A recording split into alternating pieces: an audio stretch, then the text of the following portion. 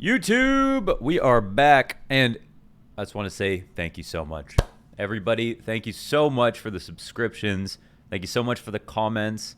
It's been an absolute blast to upload these videos and have so many subscribers come in so quickly. And honestly, man, I've never made a dime from YouTube. Getting just a few comments, no matter what, even on my other channel, getting 5-10 comments a video, getting a few hundred views, that's enough for me. It has made me love making YouTube videos again, and I'm so glad that I found a way to make videos that's digestible, that's easy for my schedule, it's fun for me to do, that's informative, that's helpful, and is just, I'm enthusiastic about doing it. I'm sure you can hear the enthusiasm in my voice, and I'm gonna keep it up. We're gonna keep going every single day, and I appreciate you all. And in the last video, I asked, should I move and migrate my videos to my new channel? And after reading some of the comments and talking to some friends about it, I've decided that the best option is to move to the new channel. But I want to do it properly. I'm uploading a video every single day. So this is going on that original channel. The video won't be deleted, okay? And I just want to say shout out to you, Bernard, for this comment. I like organizing stuff. So keeping things separate seems right to me, but honestly, I'd watch it anywhere. I appreciate that take. That's exactly the reason, one of the primary reasons I wanted to keep it on this channel. But what I decided was that on my other channel, I don't know how many videos we're going to add to this like portfolio.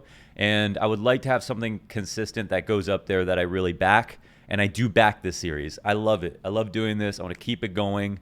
And so, yeah, I want to achieve this goal, this 100K subscriber mark with this kind of format if possible. So I'm going to migrate over there. This one's going to go up here as a notice for you guys. I'm going to put a channel comment to link to the other one to subscribe over there.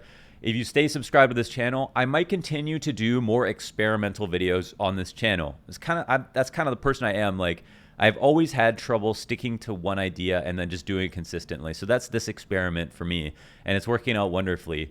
But I think I'll always be the type to get bored of my own stuff and keep continuing to do different things. That's why the kinds of videos that I've done, it's hard to pin it to one style. You get the Swags crosshair placement, but then Stewyology, which is like a totally different video, and then the Ashen review and game reviews and stuff like that. I like to bounce around and try new things. And so in that same vein of thinking, I'm going to try new things on this channel. I'm going to leave them here. These videos will stay up here. So if you want to stay subscribed, feel free to stay subscribed. Again, it'll cost you nothing, and I might upload a video or two here on the side to try something new. And to stay in line with that, the first thing we're going to do is try something new today. So we had the comment, I believe this was from Ale, but on another video, about doing a video on arT or an overly aggressive or overly defensive player with X-ray off. This is something that we have been missing when we look at broadcasts where everybody, would love to rewatch a moment with X-ray off. See how difficult a peak was. See how nuts somebody was when they were shooting, and get the feeling of being in the server as the person that's either shooting or getting peaked, right? And now I want to try that. Let's see how that goes. I've never done this before. I'm going to do a demo, a whole half here of arT versus Gen.G on train with the infamous round you guys might have seen the other day where he goes from inner, flanks ladder, down to outer, all with an AWP in hand, and then like kills 3 people in TCON, like some absolutely peak arT shit. So I'm going to go ahead, watch this demo, and we're going to do it X-ray off and see how it goes. And this will be the first experimental thing we do. If it's a banger, then we'll just keep it going on the other channel, okay? So let's go ahead and check it out. Another thing is that I'm going to start adding into the videos. I'm going to start using ProSettings.net for the, not sponsored, could be if you'd like to, if you have money. I don't even know if you guys make money. If you guys have money, want to throw me a couple bucks, I'm going to start using Settings just to grab the resolution. I know some players change resolutions a lot, but whatever's on here, and watch the demo in their FOV. I'm 1920 by 1080 gang. Okay, I'm never leaving.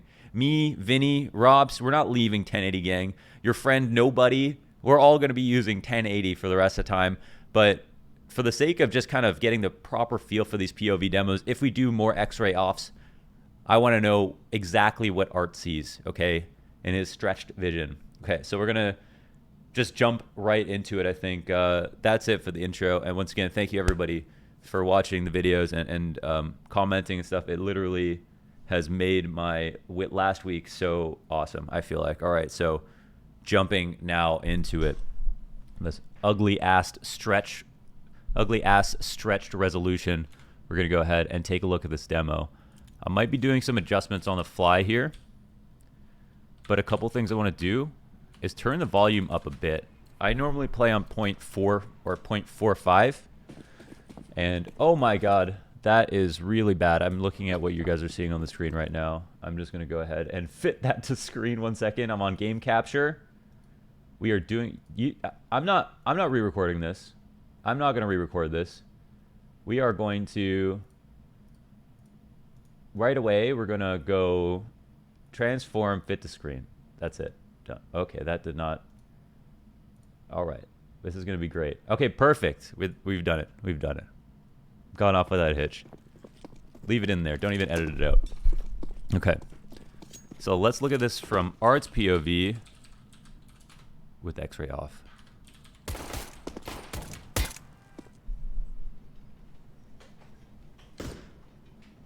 And we got its crosshair.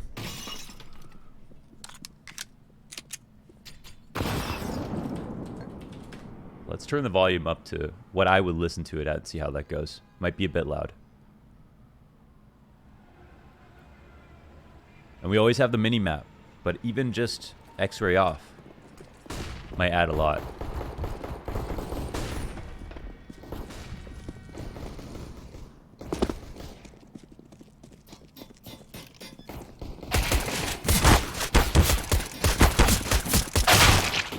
Tries to work really hard for that. Actually gets the second kill on the peak, and then ends up going down. We see you like right out the gate. Art, when you're at the bottom of ladder and you want to figure out when you can go to the top of ladder, you use your audibles, but you also have to read. Like, you can't simply go up the ladder because you hear footsteps leaving, because you can't count for 4 or 5 pairs of feet. You can only count 1, 2, maybe 3, and then from there it's really hard to say for sure, and you have to make a read. Like, is there somebody at the top of ladder? The other thing is that since his push got caught, it probably gave him more confidence to try again, because you think Gen.G are going to expect respect once they shoot him a little bit. This actually really helps. You can see his crosshair. Now you can see his crosshair with his resolution, which I think is also great.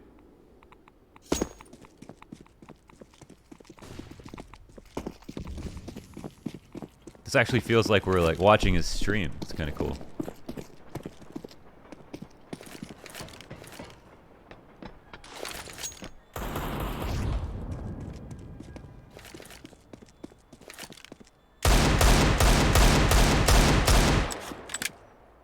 We are tabula rasa so far. Like, no way Art knows anything about this round. Gen.G have been walking completely around, and Art seems to be playing very reactively, just floating, because that Z rotate is so fast. And he does have a smoke. Ivy smoke comes out, and he's looking to smoke off T-Con, but he wants to delay it. I mean, he's reading into this perfectly, because Gen.G are trying to delay for their Ivy guys to go up first. And then they're going to hear the smoke pop and T-Con. Interesting, too, because it really tries to push people over into Olaf, but gives Art a nice angle into Ivy.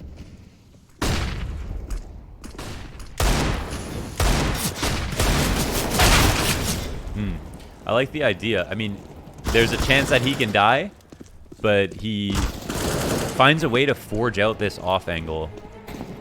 Let me turn off any kind of music here, because that just won't really add anything I want to say.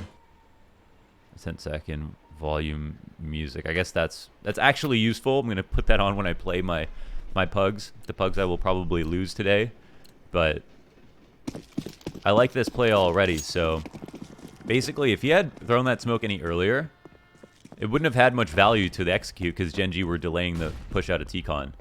But that round became a whole lot scarier when Art threw that smoke a bit later and played on the side like that. Still comes down to if you can hit your shots or not, but we can see the value.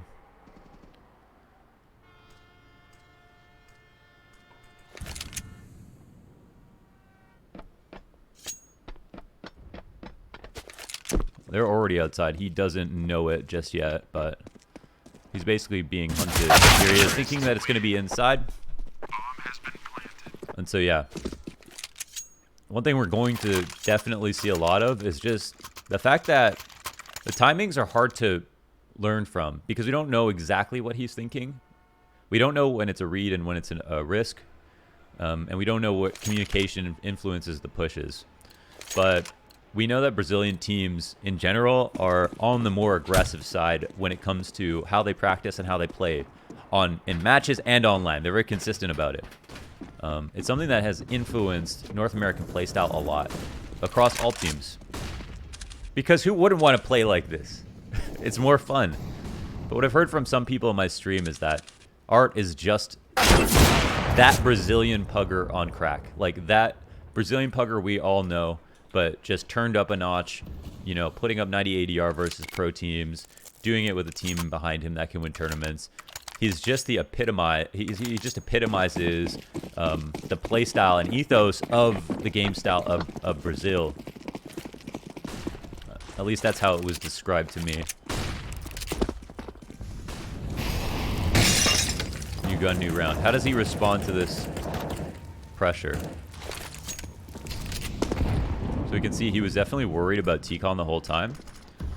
And plays outside, I think, to wait to see if there's going to be a flash.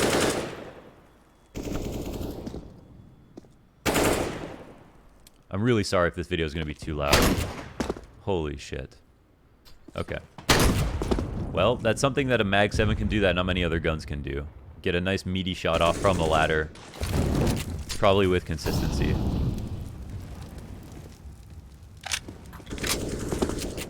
Man, it is very uncomfortable to watch arT play this game. In between,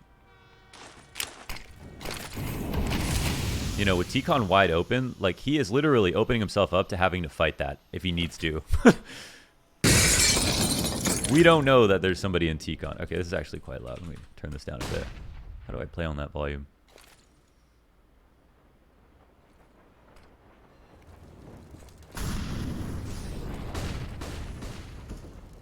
No way.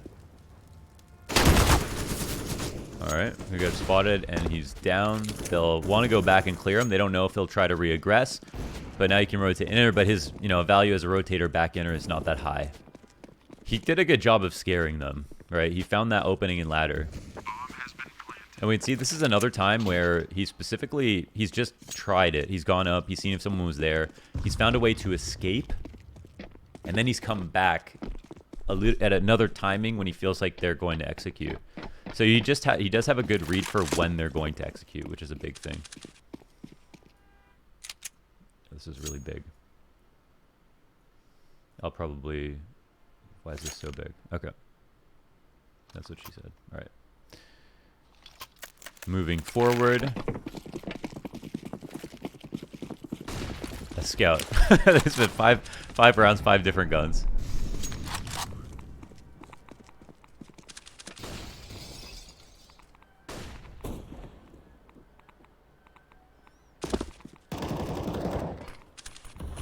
We're going to pay attention to this first half. We're also going to pay attention to what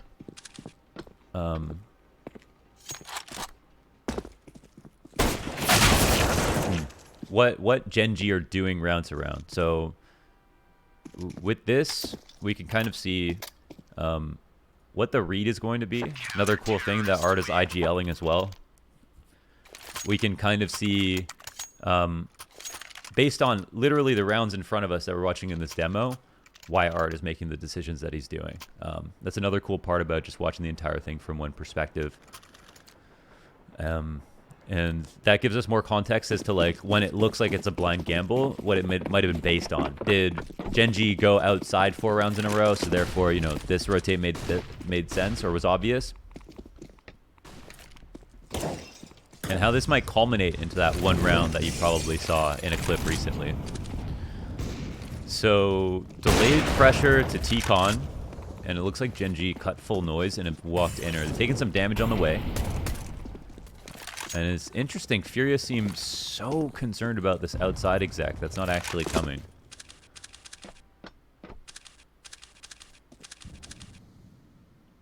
118, we haven't seen Gen.G actually try anything on that timing, really, outside. It's been much more delayed than that. The explode upstairs, and arT might know they're coming upstairs, but he's letting his teammate take first contact. And now he's icing out this angle, but he gets caught off by a player who's already crossed the bomb site, looking for that next kill, and his teammates, they end up trading out just fine. So, second round here for Furia. And we can see the delay is really important for arT and Z. If you have the Z rotator, and you need to hold down one choke point, so your teammate, you trust him. Even if he sucks, you have to trust him, because you guys have to trust each other, otherwise you get the worst of both worlds. You both watch the same choke point, ends up being the wrong one, you're both screwed. If one person watches one choke point, one person watches another, people don't come down the lower ramp, first guy takes contact upper, then you take an off timing, and then you look upper, and those guys are trying to clear your friend on the bomb site. And then you can get 2 kills for free. I did make a lot of shapes with my hands, but you understand what I'm saying.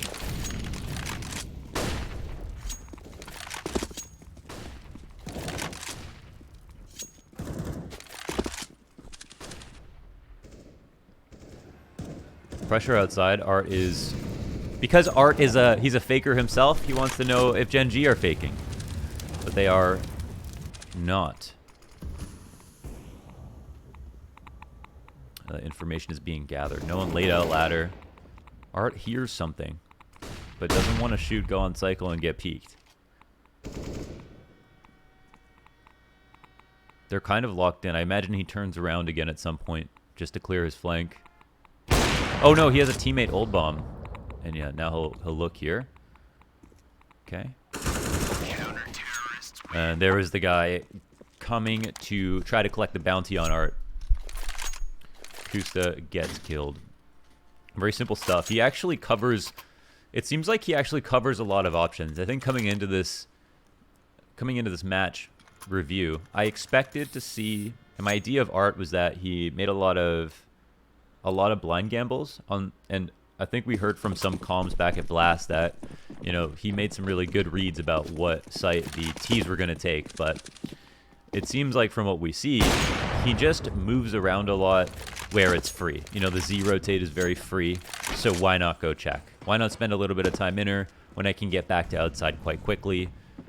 And we've seen he's kind of spent almost 50% of the time in both sites so far. Not always being instantly correct about what site it is, but in a position to make it back easily. This time a bit more dedicated to stopping that inner exec.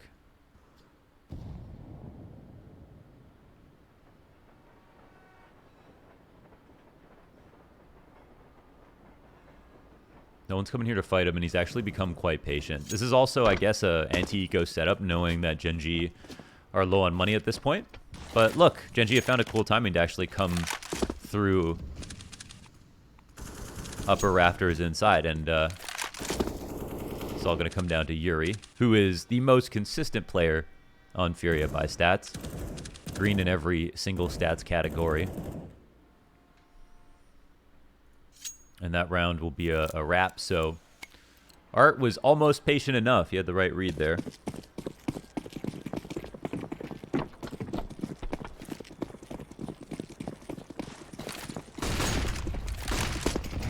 Flashes outside. arT very, very aggro. Getting his whole nade set out, I think, before the action starts, knowing he could just die with it. Quite like that. And it's a bit of a cluster from the ops. Two almost in the same position. arT messing up some of his movement and taking about 60 damage.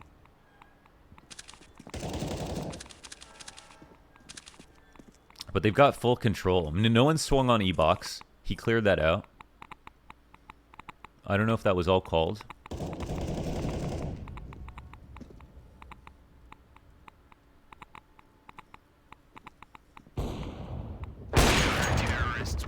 And the swing dies. I mean, they're just not putting him... They put him in a position to get information, but once it was clear to arT, because he pushed up with his op out on the other side of E-Box, and he got all his nade sets off, that no one was swinging left on the... No one was swinging E-Box with the rifles. He had two teammates on the other side of the site to hold it down, so he didn't really have to do much. But but it was the information that was key.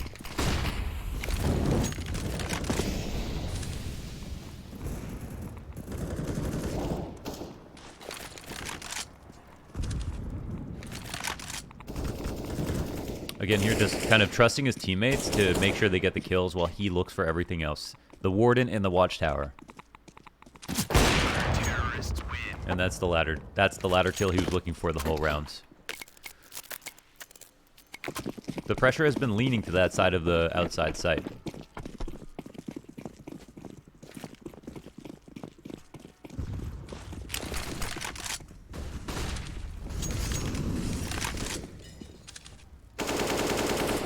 arT's like, you're pushing? It was my idea. You're pushing? This is what I do. Back to anchoring, my friend. I've got the yall. Okay, I should be pushing.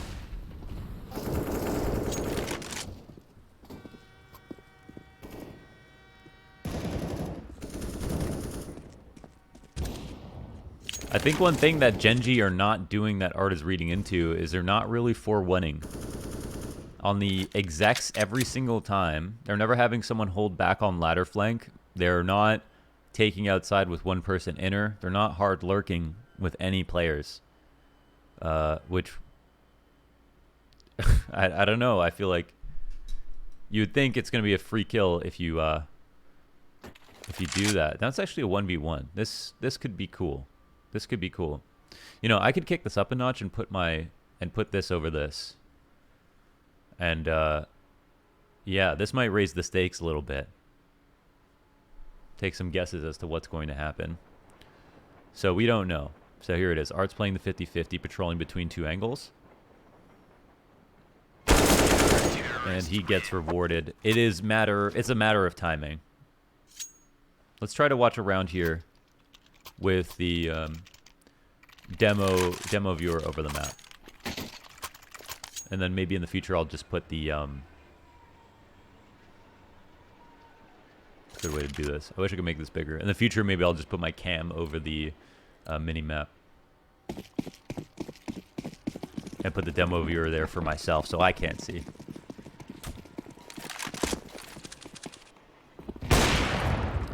I also know this could be stressful to want to know really badly where people are when you're watching the video, so let me know if that does help, or if you would rather be able to see the mini-map overall. But now I feel like I can't lean as much on the information on the mini-map, which is kind of cool. I'm screen peeking. I'm looking over there.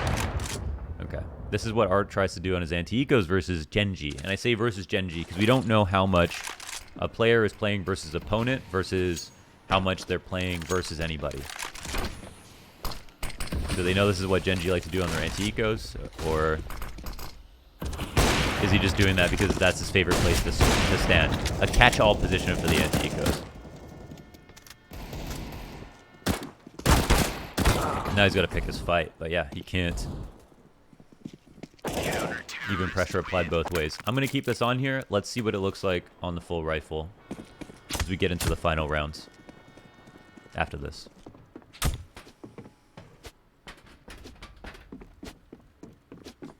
arT going for the upstairs peek. I don't know if there's a flash here. Nope, he's doing it dry. So this... I'm not sure if that... No, okay, that's a T-flash. So he wasn't spotted, and his teammate didn't flash up the ramp, which means he can push now if he wants to. You know, they're still going to be aware of the threat, the potential for it. But clearly he asked, I think, Yuri not to flash so that he had the opportunity to peek. Maybe just a bit more incognito. So now he's going to clear stuff out inner. This is an interesting re-aggression, and this is another exploit versus Gen.G he's been able to use over and over again. Once they put that initial pressure on him, when he's come up the ladder a couple times, you know, then they leave. And if they're not here, arT's telling his team, it's outside.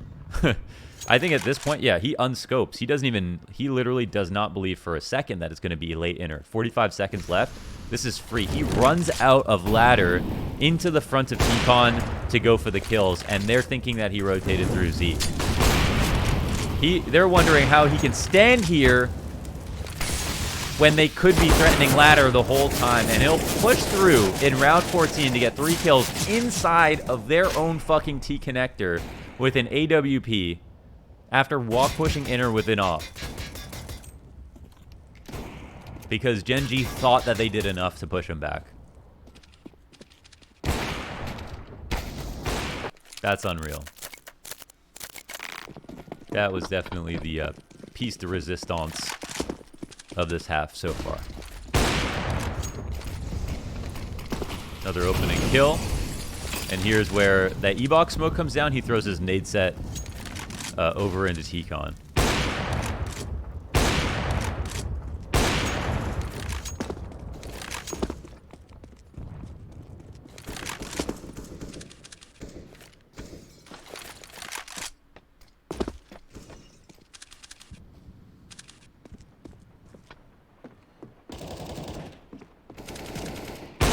Drops for the oil pick. Nice movement there.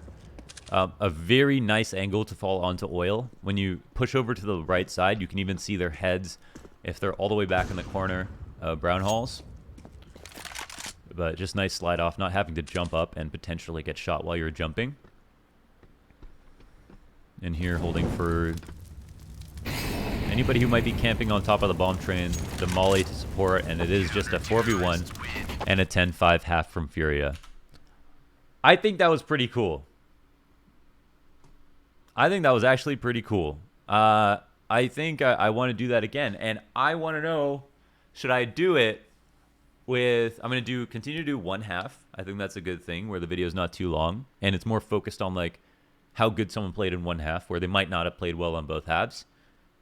I might do more X-ray off, because it's creating value to demo viewing that you wouldn't get anywhere else, really. So that makes the videos the place where you can go for something that you want to see that you can't really go for, can't really go other places for. And I can add my own commentary and perspective on it based on the matches, the millions of matches that I've watched over the years, and gush over my favorite players. Look at this freaking graph from arT, dude. We look at Fallens. He had almost a 20-point spike this year and dropped off. arT has over. This is over a 20-point spike. Look at this. Oh my god. There's almost. Oh my god. That is so nuts. Yeah, he is like coming back hard. I mean, they were still winning when he was down here. And then they won Masters, Blast, and then it just... This is a crazy, crazy performance spike from arT, and it's not stopping. All right, so we need a list of people. I'm going to keep adding to the list of demos and stuff that we're just going to... That can tide us over between tournaments.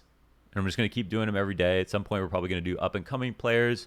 We're going to do whatever, recent matches, game of the day type thing. Might even do my own game so I can, you know, kind of, you can just kind of like understand how the layman thinks in their whatever pugs, low-level pugs.